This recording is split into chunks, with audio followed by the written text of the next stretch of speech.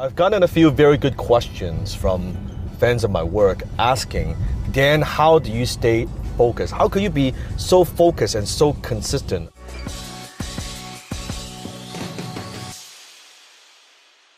How do you maintain that? How do you sustain that? What are the keys to extreme productivity? Well, first of all, let's define productivity first. I believe the definition of productivity is simple. It's 5 words. Maximum result in minimum time. That's it. Result, minimum time. So today I'm going to give you 3 keys to help you stay focused. Number 1, when usually people are distracted and they say, well, I can't stay focused, what they really mean is they're getting a lot of stuff done, but they're not so sure if they are actually doing things that actually produce any results. Does that make a difference? So the key number 1 to extreme productivity is you need to be absolutely ruthless when it comes to the outcome. What is it you're trying to do? What is it you're trying to create? What's the outcome that you want? Instead of just getting busy, because I believe busyness is also a form of laziness. That is not, just because you're busy, it doesn't mean you're productive. Just because you fill up your calendar with all kinds of stuff to do, it doesn't mean you're producing any results, right?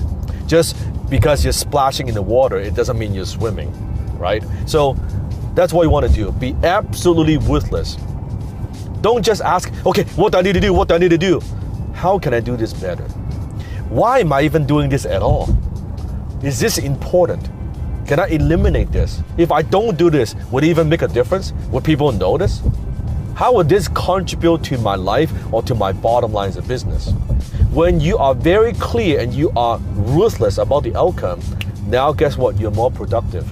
And what you notice is, it doesn't matter what is it that you want to do, whatever result you want to create, the 80-20 rule always applies. Only 20% of what you do contributes to 80% of results. So you constantly want to be thinking about, okay, am I doing the important 20%? Or am I just wasting time with that 80% that actually doesn't matter that much? So that's key number 1. Key number 2, you want to eliminate distraction and interruptions in your life. So how can you be productive in any given time during the day if you're interrupted all the time? I think even entrepreneurs, CEOs, they have this like open door policy where, hey, you know what? My door is open. Come talk to me anytime. I think it was one of the dumbest ideas because it means you get interrupted many times every single day. And every time you get interrupted, it takes you certain mental bandwidth to stay and get back on track. So when I am working, I unplug the phone. I create an environment that people cannot reach to me. If I want to check messages, I want to check email, I want to get back to my team, that's fine. But if I am what I call the bad cave moment, I unplug all communication. My cell phone, none, 0. It's all my thinking time, my planning time, my strategy time, that's it. So when they cannot find you, they cannot interrupt you. When they cannot find you, they cannot distract you. So communicate with your team and people around you and say, hey, I'm working on my business. I'm building something here. I'm working on some very important task. I need to get those done. Please, give me the space. During that time, don't bother me. Same thing in the office when I'm working sometimes from home. When I close the door, then Jenny knows, right, that she doesn't come in and interrupt me. Right? My wife knows that, nope, that's Dan's working time. He needs to stay focused.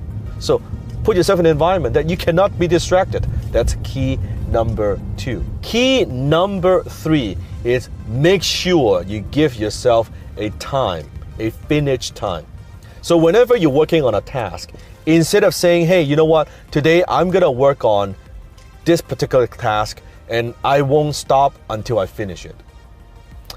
It is okay, but I found that that's not a very good idea if you want to maximize your productivity. It's maximum results in minimum time. I find that you can train yourself to work faster and get stuff done faster. So let's say I'm going to write an article for Inc. website.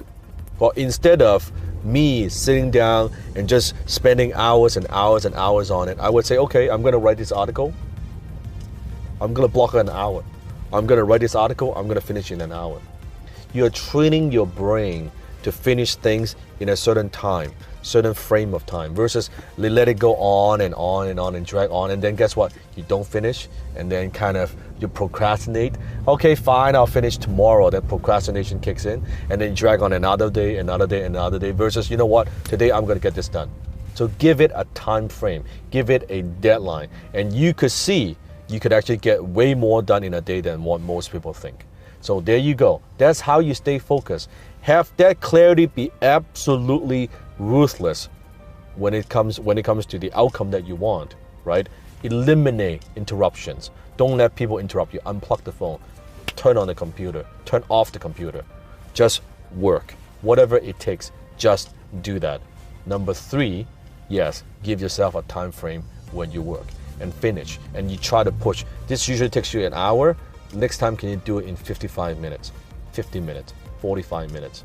You can work a lot faster than you think. By the way, a lot of people are asking me to make videos on how to become a social media influencer. How do you promote yourself, or your brand, or your business on social media? If that's what you want to know, click on the I button above and let me know. Do you want to learn more about YouTube? Do you want to learn how I grow my Instagram or how I grow my Facebook? Which topic interests you the most? Until next time, I'll see you in my Bentley.